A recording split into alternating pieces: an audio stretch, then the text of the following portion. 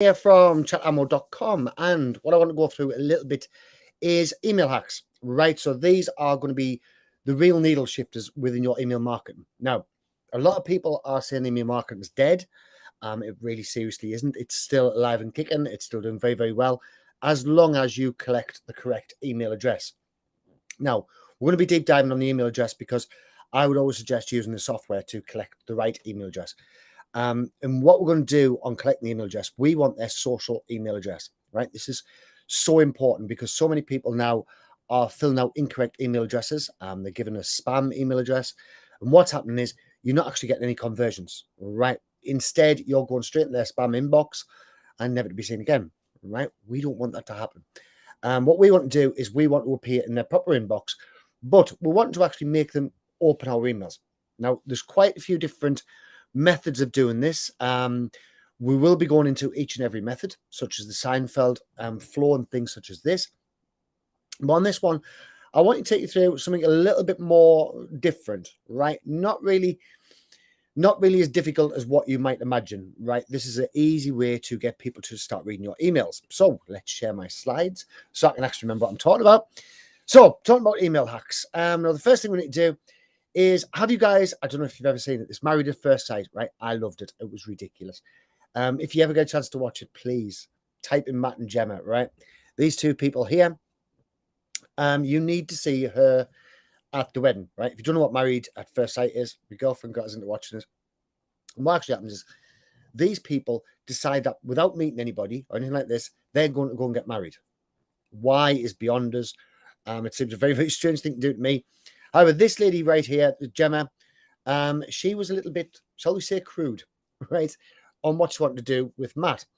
Now, this frightened the bejesus out of Matt, right? And so what happened was Matt basically backed off and he ended up having an affair with somebody else who was in the show, right? It was really, really good entertainment. Honestly, search up Matt and Gemma, Married at First Sight, UK, where they're going to get married. Well, truly worth a watch. It will give you a laugh. But what point I wanted to make here was people doing the same thing with their email marketing, right? When you're sending off your emails, the very first email that a lot of people send off, I see it so many times, is just a load of wording, right? All of this wording is basically them trying to sell something, right? You've barely met the person, you have no idea who they are, and straight away they're launching into a whole sales thing. You would have seen it on Facebook as well, where people just launch at the sales thing without even looking through your own Facebook post or things like this. Now, that's probably one of the best ways to kill your email list off really, really quickly and to make sure you're not going to get opened in the future. So what we need to do is we need to do something different, right? We don't want to be scary. We don't want to jump straight in there, say, right, look, I have all the solutions that you're going to need. They don't know you yet. It's seeing a girl in the middle of a bar and asking to go marry her. Sorry, a message just come through. It doesn't work. So what we found is that 44% of all people who do digital marketing don't even reach past their first email contact, right? So they send out the first email and that's it, right? They're expecting a conversion from that very first email. And that's just not the way things work anymore. It used to be in the day when email was very first brought out, but now people are accustomed to being pitched all the time and they don't really want to be pitched all the time. So we need to do something different, right? So the first thing that we need to look at is your two most important emails, which is number 1 and number 2. We named them for clarity here, right? So number 1 email. As soon as somebody pulls up their hands, goes through your sales funnels, your sales flows, goes through your chatbot, goes through whatever it is, that whatever way that you've got them into your email list, as soon as they put up their hands and they show an interest in what it is that you're doing, this is where we need to trigger number 1, right? So it needs to come out immediately. Now, this is just a quick overview of it. So hi, welcome to Ammo. I'm so glad you're here. As a subscriber, you'll be receiving a whole stack of valuable news and advice, as well as ways we can help you, right? Insert their core desire here so that they know that you're talking directly to them. We typically send out emails on a whatever day it is, right? But here's some resources that can get you started between now and then. Now, we want to keep these resources. We don't want too many. We want between about 3 and 5 resources, right? We don't want to overpower the people. And we want to just get them in nicely, get them into our world, bed them in. Right, one more thing. I'll be sending you out something very special tomorrow that I know you won't want to miss, right? So be sure to add the email address onto your whitelist. So once again, welcome. Talk soon. that is basically your first email. Now, you might be thinking, yeah, I want to add more to my email. Now, if that's the case, then please add it as a PS. What people tend to do when they're getting emails, the most read line is your subject line, obviously.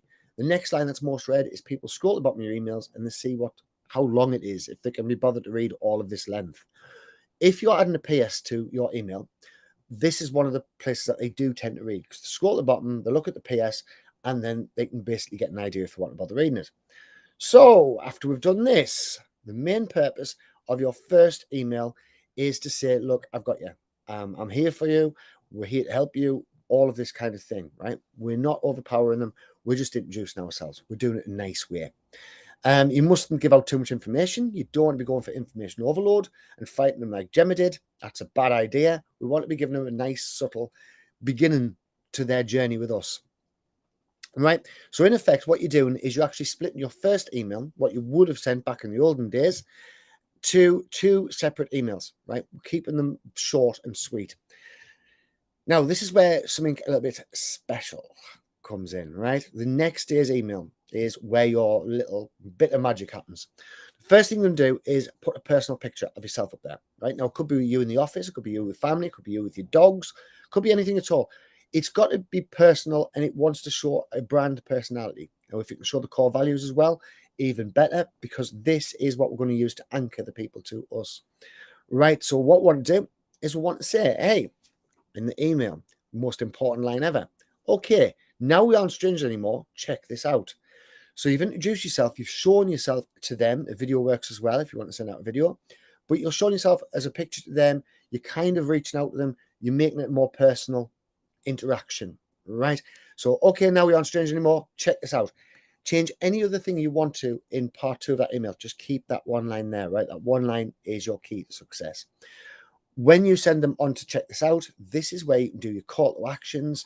You give them the awesome content that you promised them on the first day. This means they're going to be excited to see this, right? We're just leading them all in, right? We're now bridging them not knowing us, them not having any intention about us, not having any interest in us. And now they can begin to move forwards with helpful content and the occasional call to action. Right? We're not going to do a call to action on every email, which I do see quite often on a lot of emails. There's one guy in particular, Neil, I can't remember his surname, and he's a very, very good marketer, right? He makes a small fortune, but every single one of his emails is a pitch. I don't read 90% of his emails, right? Because it's just pitch fest after pitch fest after pitch fest. And you feel like a little bit of a booty call. It's kind of just, he rings up whenever he's a bit skinned. He then sends out an email and launches whatever it is that he's launching right now. I shouldn't have probably said his name. So next, the next emails that we want to do is the hero's journey, right? We want to start off the hero's journey and get these people interested. Now, these are only emails 2 and 4, right? I'm only taking you through the first ones here because these first ones do set you up for massive success. So, hero's journey breakdown. What is a hero's journey? Well, if you've watched any films at all, you would have seen the hero's journey time and time and time again, right? Hollywood always has a hero's story 9 times out of 10. So we're doing a Rocky breakdown here, right? So ordinary world, Rocky's all poor. He's not that good a boxer, but he suddenly gets the chance with Apollo Creed, who's like Muhammad Ali. He goes out at first. He says, no, I can't do it. I can't possibly go and fight Apollo Creed. He's absolutely brilliant. There's no way I can fight him. Then he changes his mind a little bit and he battles through it, and Mickey keeps him right, and Mickey makes Rocky the hero of the whole thing. Even though on the first one he doesn't win, he still beats all of his own demons and he becomes the hero of his own story. Now, what we're going to be doing is we're going to become their guide, right? We're going to become their Mickey, right? Your subscribers should always be the hero of the story, right? We want them to be the hero. We don't want to be the hero. Us being the hero makes no sense to them. It's the same as when you're not putting out any sort of bad points about yourself, right? What I mean by that is if Superman, the man of steel, the hardest man ever, cannot be killed. However, that's boring. Like, who wants to watch Superman who can't possibly be killed?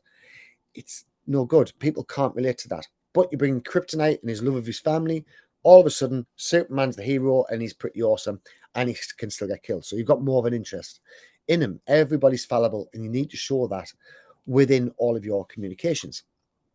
So what we're going to do is leads are going to come in and we're going to help them to understand that they're the hero, right? We're going to give them the aha moment. We don't want to actually tell them straight away, right? Look, you can be the hero of this. We want to give them the opportunity for them to actually see it themselves. So, third email is going to be a testimonial email, right? Now, this testimonial email is important. It must say that you solve the problems that your subscribers are suffering from. So, whichever sales funnel, chatbot, whatever it is that you drag them in, whatever pain point that you promised on that particular thing, this is what the testimonial is going to say, right? Now, if you want, please, by any chance anybody who's watching this who's got our software, please feel free to drop me off testimonials. I love them, right? If your testimonial doesn't cover the pain point, please don't use that testimonial. You can ask for another alternative testimonial, or you can write one, ask the person to sign off on it, right? The most important thing is that you're answering their questions, that they can see their problem, they've seen you solved it, and that's what they want. Now, next one to do on email 4 is the false beliefs. What is it they believe that we are going to counter? And we're going to tell them, look, that's not quite true. We're going to make an us and them situation, right? Again, we're going to make them the hero, but we're going to show them an us and them. We're going to show them, look, you've been doing it all this way. You're in the wrong vehicle. We can show you a better vehicle where you can get to where you want to be easier than what you possibly thought. So we're going to send off a really simple email, right? There's lots of ways to think about whatever their main problem is. Most people try and solve it by bad situation 1, bad situation 2, bad solution 3, right? So I could say most people try and solve it by using ManyChat, by using Hootsuite, and by using an email autoresponder, right? So I could go for those 3. Now, what I need to put across is that the most important thing is we need all of these things to work together. So I say sometimes these work, but a lot of times they don't, right? A lot of times these things will not communicate together, and it's an absolute nightmare. That's why I brought out ChatAmmo in the first place, right? Now, ChatAmmo, we want to help you realize overcoming main customer problem, right? Does not require, so we're going to give a big sacrifice. So does not require to spend hundreds of dollars per month on ManyChat. Does not require you to be trying to set up email autoresponders, which is so difficult to set up and can end in confusion, which I know has been so many times, and not including Hootsuite, which occasionally does post correctly up to your social media channels to get you omnipresent, right? Then we can start saying, right, if this sounds like you would like to do this, please reply to the email. We're now building to a conversation again. So we're building their interest.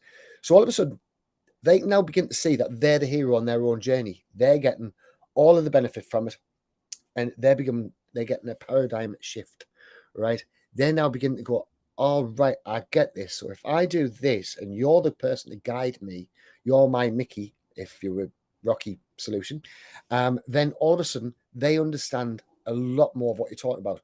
They're putting in their own heads that they're the hero, that they can do this, that it's simple, and that you're the person who can actually guide them to where they want to be. Now, if you use these first 4 emails, right, obviously you need to rewrite them correctly. Now, what I use is Jasper. As you know, I love Jasper. I think it's awesome. I know there is other softwares around, and some of them might be good. I'm not too sure. There's 10,000 free credits on Jasper if you want to use my link.